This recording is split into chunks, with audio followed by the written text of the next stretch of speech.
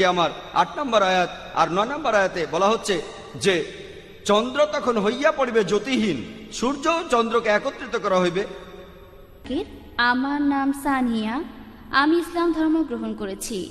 এখন প্রশ্ন হলো, আপনি আপনার লেকচারে কোরআনের বিভিন্ন কথা বলেছেন যেগুলো বৈজ্ঞানিকভাবে প্রতিষ্ঠিত। এমন কোনো আয়াতের কথা কি আপনি বলতে পারবেন যেগুলোর ব্যাপারে বিজ্ঞান এখনো নিশ্চিত হতে পারেনি?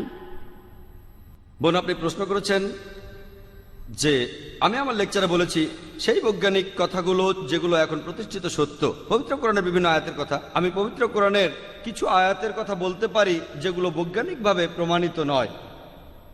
যেমন ধরুন, পবিত্র কোরআনে সূরা শুরার 29 নম্বর আয়াতে উল্লেখ করা হয়েছে, বলা হয়েছে আল্লাহ এই আকাশমণ্ডলীয় পৃথিবী সৃষ্টি করিয়াছেন এবং এই দুয়ের মধ্যে তিনি সকল জীবজন্তু ছড়াইয়া দিয়েছেন। কোরআন বলছে এই পৃথিবীর বাইরেও জীবজন্তু আছে, আল্লাহ জীবজন্তু ছড়িয়ে দিয়েছেন আকাশমণ্ডলীয় পৃথিবীর মাঝে।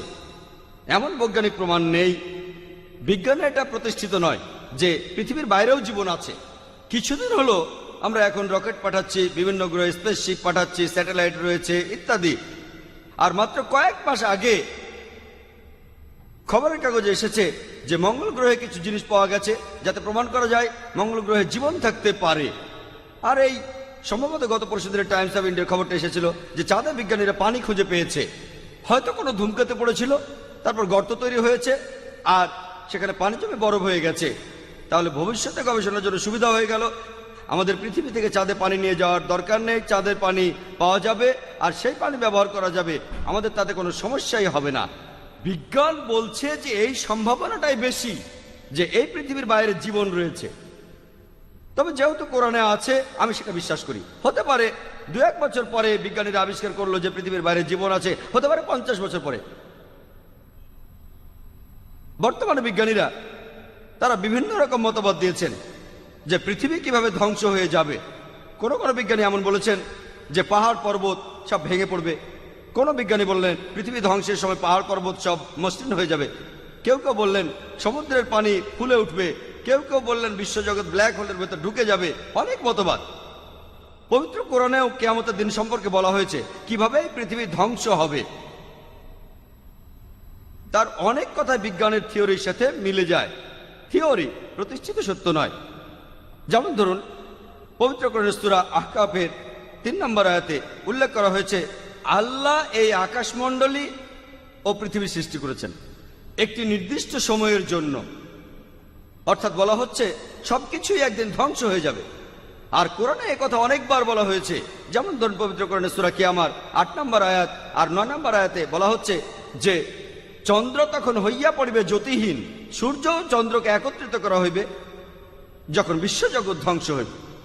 এরপরে সূরা তাকবীরের 1 থেকে 3 নম্বর আয়াত এবং 6 নম্বর আয়াতে উল্লেখ করা হয়েছে যে সূর্য তখন নিষ্প্রভ হইবে, নক্ষত্ররাজি খসিয়া পড়িবে, সমুদ্র তখন স্থিত হইবে, পর্বত সমূহকে চলমান করা হইবে।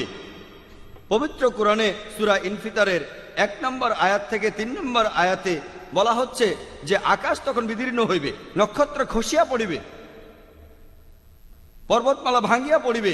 পৃথিবী ধ্বংসের অনেকগুলো নিদর্শনের কথা বলা আছে। পবিত্র কোরআনের আয়াতে এই কথাগুলো বলা হয়েছে, এগুলোকে বিজ্ঞান এখনো প্রমাণ করতে পারেনি।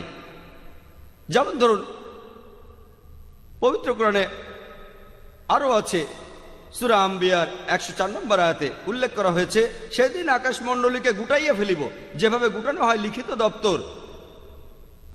যেভাবে আমি প্রথম দিনের সূচনা করিয়াছিলাম সেইভাবে পুনরায় সৃষ্টি করিব। তাহলে কোরআন বলছে যে আবার নতুন করে সবকিছু সৃষ্টি হবে পৃথিবী ধ্বংস হওয়ার পর। বিজ্ঞান এর ব্যাপারে কিছু জানে না। কোরআন বলছে পৃথিবীর প্রথম মানুষ হলেন আদম আলাইহিস সালাম। বিজ্ঞান এটা প্রমাণ করতে পারেনি। কোরআন মানুষের আত্মার কথা বলছে, বিজ্ঞান এখনো প্রমাণ করতে পারেনি মানুষের আত্মা আছে।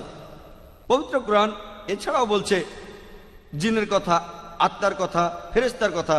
বিজ্ঞান এটা প্রমাণ করতে পারেনি।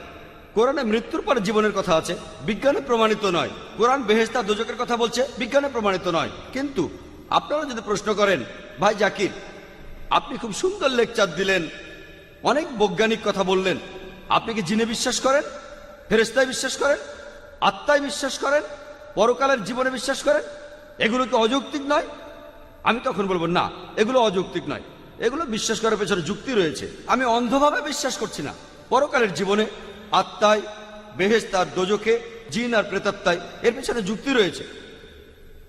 আমার যুক্তির ভিত্তি হলো, এখানে ধরে নেন যেসব বৈজ্ঞানিক কথা আছে পবিত্র কোরআনে, এই কথাগুলোর মধ্যে আনুমানিকভাবে 80% কথা প্রমাণিত হয়েছে পুরোপুরি সঠিক।